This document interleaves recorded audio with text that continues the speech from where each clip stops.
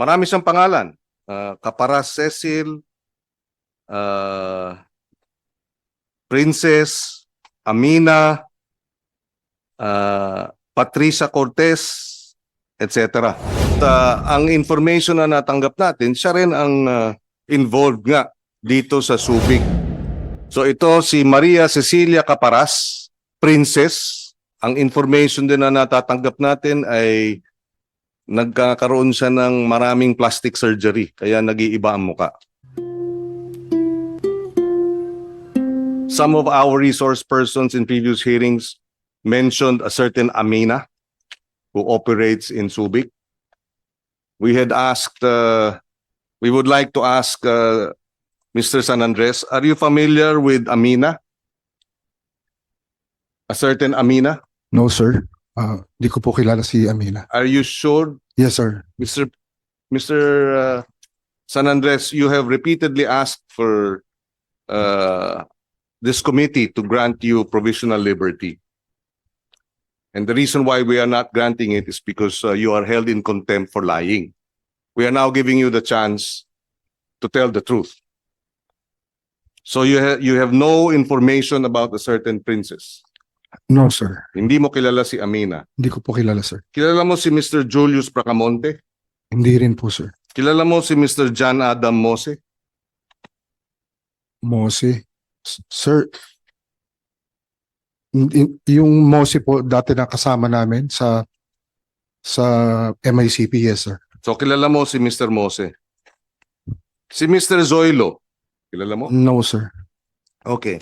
Can we request the committee staff to present the picture? Okay, we received this information. No?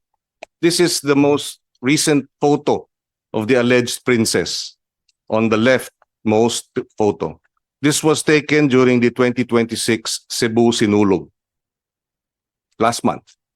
Si Princess ang naka-encircle doon sa second photo in the middle and nasa kaliwa, nandun naman sa kanan. And with her, the wife of John Adam Mose, where is she? FOXIP Cebu. Would you know what FOXIP means, Mr. San Andres? XIP means X-ray, sir, in Yes. Cebu. So kilala mo yung Mrs. ni John Adam Mose? No, sir. Okay. Ayan si Mose, yung si John Adam, ayan. Kilala mo yan, no? Sir, by his name, sir, kilala ko and nagkakausap po kami yan, sir. Pero sa picture, hindi ko po siya ma-recognize, sir. Okay. Can we have the other photo of Mr. Mose? The next one, the third photo, is he still there? Wala na. O yun na ba nasa likod? Hindi ata. Okay. So, do you know a certain you do not know a certain Bracamonte, Inspector Bracamonte of Cebu? No, Mr. Chair. Is anyone from the BOC here? Yes, sir. Deputy Commissioner Rosales. Kilala po ninyo si Bracamonte? Sir, I don't know Bracamonte, but I know Mose. Yes, sir. Okay. Is he actively involved? Uh, Is he still an active Your Honor, Government. John Mose is presently the field officer of the XIP, X-ray Inspection Project of Cebu Port. And I understand Deputy Commissioner Rosales, he used to head the X-ray entity or division of the entire He BOC. was once the OIC of the whole XIP Yes. unit, XIP project, sir. Yes. Mr. San Andres, the reason why we're asking you about Mr. Mose is when did you have the opportunity to work with him? Sir, when I was at the MICP, he was then the head of the X-ray. That was How long did you work with him as head of X-ray? No, I didn't work with him, but I know him, sir, because we was from MICP. Yes, so how long did you work with him when you were both in MICP? Sir, Ilang taon?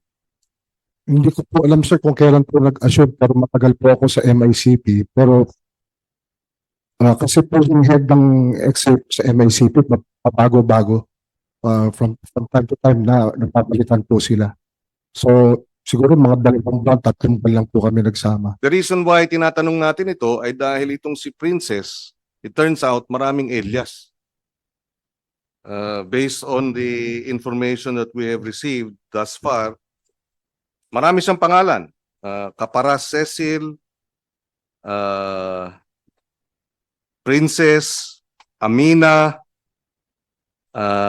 Patricia Cortez, etc.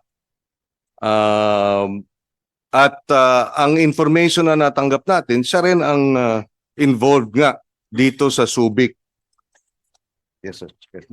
Yes, sir. Nung kayo ang chief of staff ni Collector Stanislao. So ito si Maria Cecilia Caparas na princess, may mga kaso at ang information din na natatanggap natin ay nagkakaroon siya ng maraming plastic surgery kaya nag-iiba ang muka. So you insist or your position is that you don't know Princess. Wala kayong kilalang Amina. Wala po, Sir Chair. Mahirap paniwalaan dahil ang information na natanggap natin ay siya ang may mga contact sa loob ng Subic Customs at siya ang nag-aareglo. Siya ang may contact pag pumasok yung mga pinasok itong huli ng EPCB, Birches, 1024, lumalabas lagi ang pangalan niya eh. Si Amina, si Princess. Pero hindi niyo siya kilala. No, Mr. Chair. Okay. Okay. We will take it at that. We gave you the opportunity, Mr. San Andres. It's hard to mahirap paniwalaan base dun sa mga impormasyon na natatanggap natin. Anyway, si Mr. Mose, who is still active as a member of the Cebu Inspector, what is his actual official designation? Your Honor, field officer. Field Officer Mose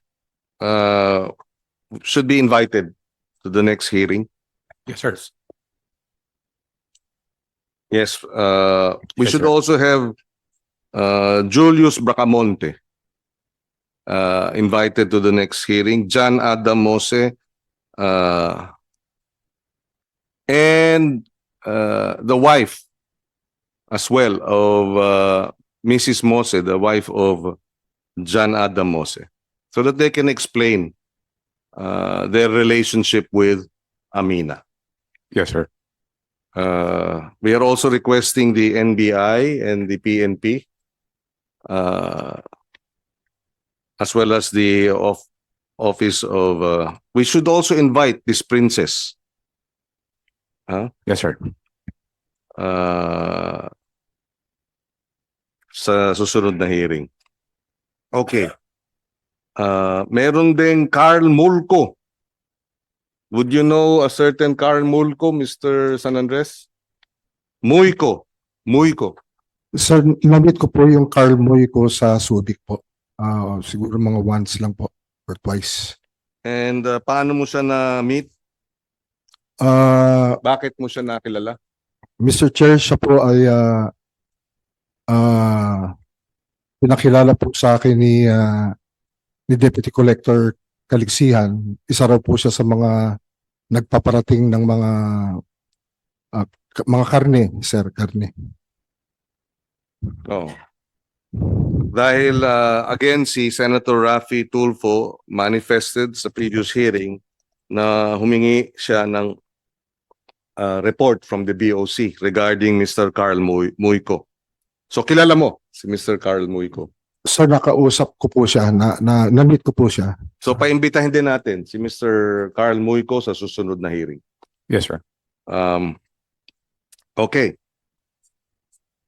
Okay na yun, ano? So far. Meron pa ba? Okay na.